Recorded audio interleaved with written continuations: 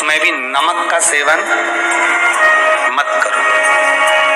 प्रदोष व्रत में नमक का सेवन वर्जित होता है। कारण क्या कारण होता है?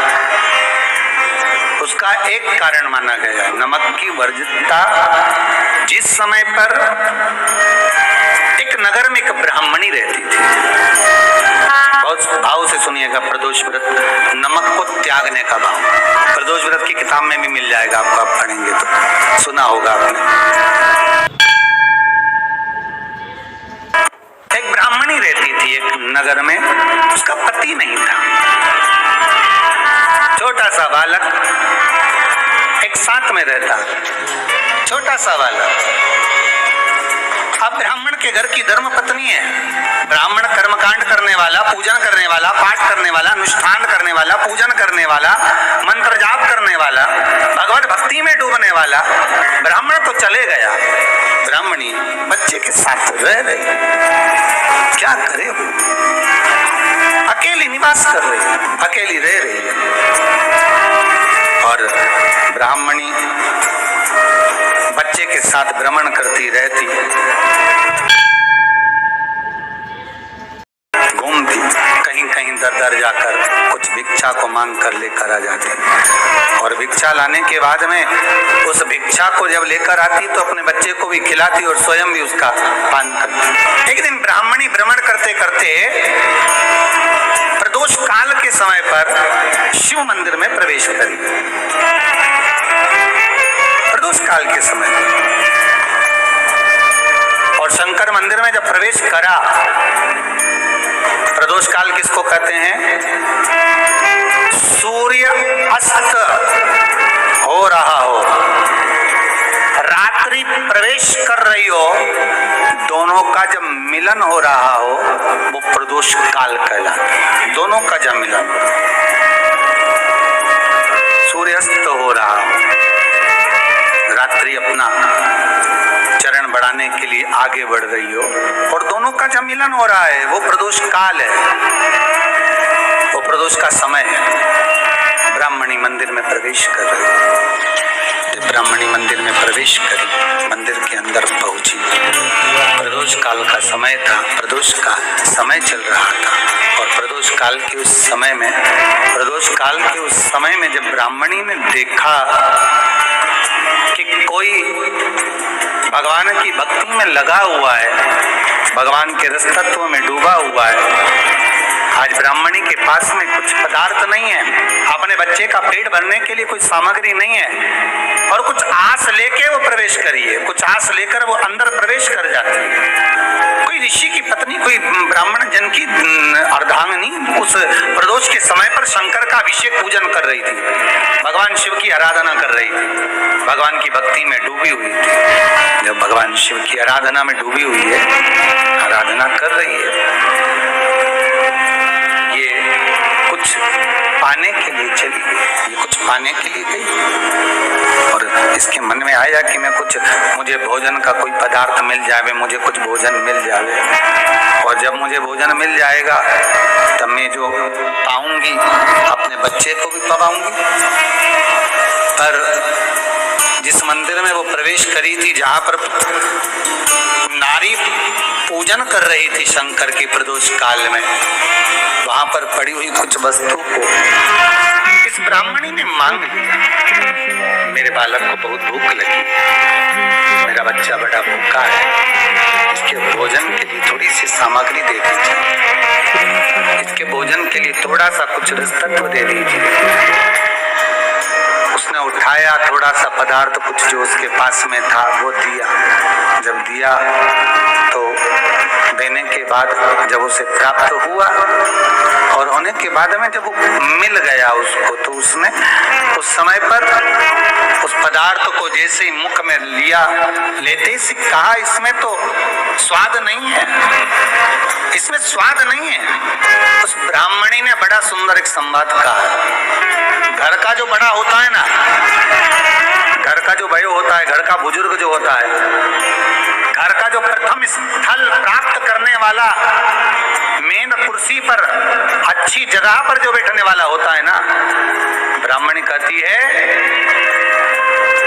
वो कभी किसी वस्तु में ऐब नहीं देखता, मिनक नहीं निकालता। समाज के अन्नकूट होते हैं, समाज के जब अन्नकूट होते हैं महाराज, समाज के जब अन्नकूट होते हैं, बड़ी बड़ी समाजों में जब कार्तिक महीने में अन्नकूट महोत्सव होते हैं, बहुत सारा प्रसाद बनता है। जो बुजुर्ग होते हैं ना, बड़े समझदार लोग होते हैं ना, तो अन्नकूट की जब प्रसाद खाने बैठते हैं ना, उसमें नमक नहीं भी होता ना तो नहीं बोलते कि इसमें नमक नहीं है।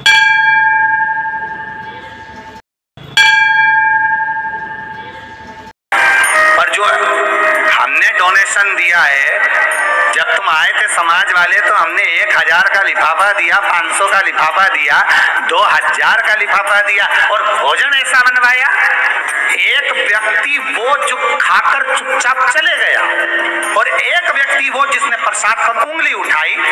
इन दोनों को अन्नकूट की तारीख पे इनका नाम लिख लो और अगला अन्नकूट आए तब दोनों की दशा देखना।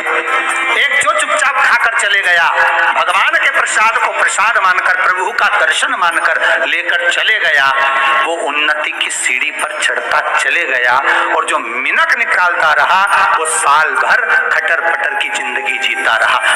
भगवान के प्रसाद में कभी भी ध्यान रखिएगा, भगवान के प्रसाद के अंतर्गत स्वाद की कोई मूलता नहीं होती। भगवान का प्रसाद स्वयं स्वाद।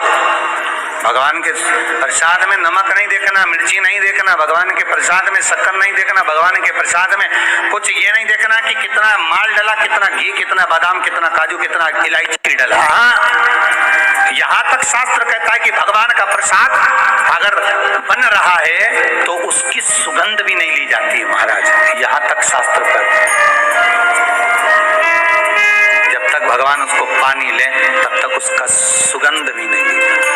और कई कई जगह तो भगवान को प्रसाद अगर सूखा सामान हाथ में आ गया, इलायची कैसी है, मंदिर के अंदर जाने वाली है, भगवान को डालने के लिए लाओ यार, किसकी दुकान से आई इलायची बताओ, इलायची 25 बार सूंघा, हाँ हाँ अच्छी है, अब सूंघ लिया तो भगवान इसको स्वीकार करेगा क्या? अरे जम के तो बोलो। एक फूल तुमने बगीचे से तोड़ा और सोचा इसमें पहले मैं सूंघ लेती हूँ, इसमें स्वाद है कि नहीं, इस फूल में गंध है कि नहीं, इसमें सुगंध है कि नहीं, और फूल सूंघ लिया, उसके बाद तुम भगवान को देखो, भगवान स्वीकार करेगा नहीं। कई कई घरों में तो हंडी से दाल चलाती जाए अपने हाथ में डाल के। महाराज ब्राह्मणी ने जैसे मुख में लिया थूक दी, ये श्रेष्ठ नहीं है।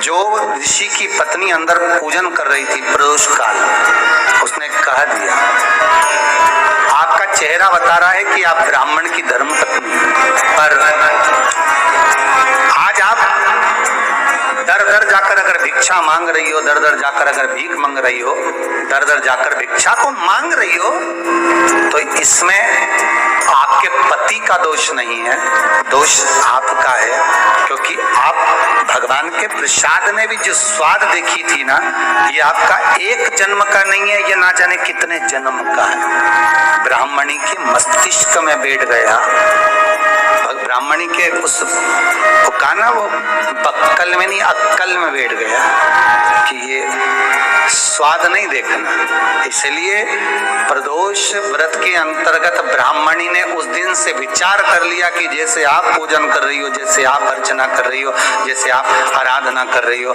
ऐसी आराधना, ऐसी पूजन, ऐसी भक्ति मैं भी करूंगी, ऐसी आराधना मैं भी करूंगी, अब मैं स्वाद नहीं देखूंगी। तो प्रदोष व्रत करने वाले को ध्यान रखना चाहिए कि नमक का सेवन ना करे, भोजन ना करे, फलाहार करिए, फल का आहार करिए, प्रयास करिए। और यदि आपने व्रत का ले लिया भोजन का कि हम तो एक टाइम फलाहार करेंगे, एक टाइम भोजन करेंगे, ऐसा भी कई लोग प्रदोष ले लेते हैं, तो वो बात आपकी है, आप तक रखो, ठीक है, अपने मन तक, ठीक है, बाबा आपकी मनोकामना पूर्ण करे, वो भी भाव। अरे भगवान को धन्यवाद दो कभी कभी कि तूने अच्छे घर में पैदा किया, अच्छा परिवार दिया, अच्छा पति दिया, अच्छी पत्नी दी, अच्छे बच्चे दिए, अच्छा कुटुंब दिया, घर दिया, दुकान दी, जमीन जायदाद दी, शरीर अच्छा दिया, हाथ पैर आंख नाक मुंह सब बढ़िया दिया, एक के भी निपटा के नहीं भेजा तूने। मान लो एक हाथ निपटा के भेज देता तो क्या झगड़ा करने ऊपर जाते? एक ही कान देता और एक गायब कर देता तो यहाँ से चिपका देता।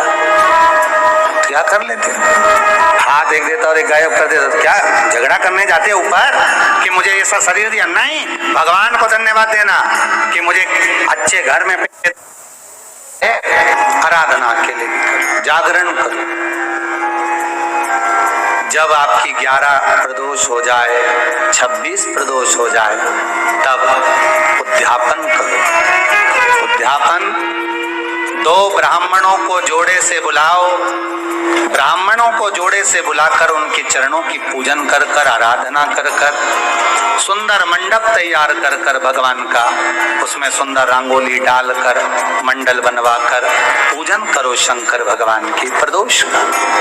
एक दिन पहले गणेश की आराधना करो, पूजन करो, और प्रदोष वाले दिन जो मंडल बनाए हैं पूजन अर्चना करने के लिए, जो स्थान दिया है उसकी आराधना करो। खीर की आहुतियां दीजिए 108 बार।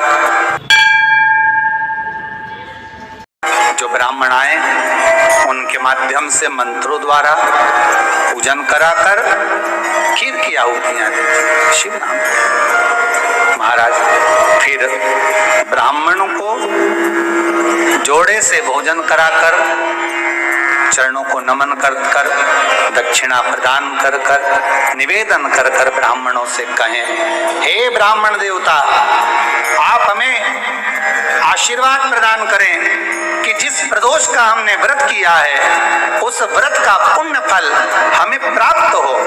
ऐसा ब्राह्मण चरण को नमन कर कर, प्रणाम कर कर उनसे अपने मस्तक पर अक्षत छुड़वाएं, फिर नमन कर कर, भोजन कराकर विदा करें। शाम को भगवान का जागरण करें। ऐसे प्रदोष व्रत का उद्यापन कर अपने जीवन को सार्थक बनाएं। ऐसा सुंदर प्रदोष व्रत का व्याख्यान वर्णन स्कंद पुराण में करा गया। वही स्कंद पुराण का प्रदोष व्रत का वर्णन आपको शिव महापुराण के इस सुंदर संवाद में किया गया।